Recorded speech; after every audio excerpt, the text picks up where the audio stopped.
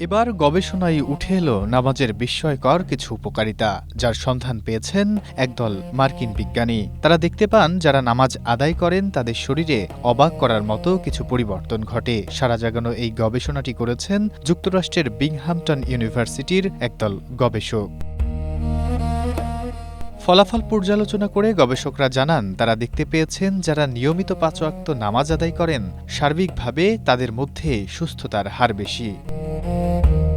গবেষকরা আরও জানিয়েছেন যদি নিয়মিত নামাজ পড়া হয় তবে ব্যাক পেইন বা পিঠের ব্যথা কমে যায়, স্বাভাবিক হয় নিস্তেজ ও ঝিম ধরা শরীরের রক্ত প্রবাহ, আর নামাজ পড়ার মাধ্যমে উচ্চ রক্তচাপ কমে এবং হৃদকম্পন স্বাভাবিক থাকে, যা মানুষের পেশিকে শিথিল করতে সহায়তা করে থাকে।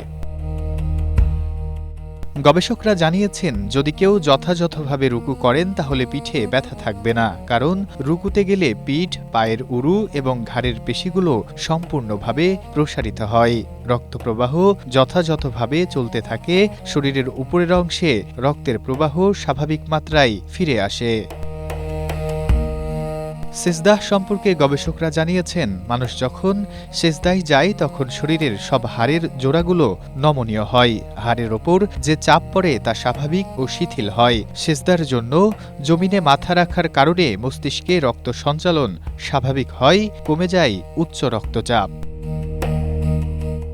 গবেষকরা আরও জানান ধীরস্থিরভাবে সেজদা করার মাধ্যমে মস্তিষ্কের কার্যকারিতা বাড়ে, পাশাপাশি শরীরের ভারসাম্য ফিরে আসে, শ্বাস-প্রশ্বাসে স্বাভাবিক গতি ফিরে আসায় মানুষ স্বস্তি লাভ করে।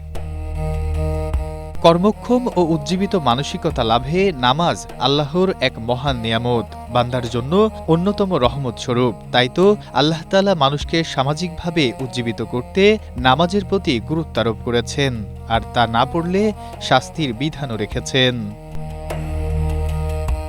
বিশ্বে প্রায় ১৮০ কোটি মুসলিমের বসবাস। আল্লাহর সন্তুষ্টি অর্জনে নামাজ আদায় করা আল্লাহর নির্দেশ ও ফরজ ইবাদত, যা মানুষকে শারীরিক ও মানসিকভাবে সুস্থ ও পরিচ্ছন্ন রাখে। সুতরাং নামাজের বিষয়ে অবহেলা নয়, শাস্তির ভয়ে নামাজ আদায় নয়, বরং মহান আল্লাহর সন্তুষ্টির উদ্দেশ্যে শারীরিক ও মানসিক উপকারিতা লাভে নামাজ পড়া আবশ্যক। Nasimuddin, Asia post.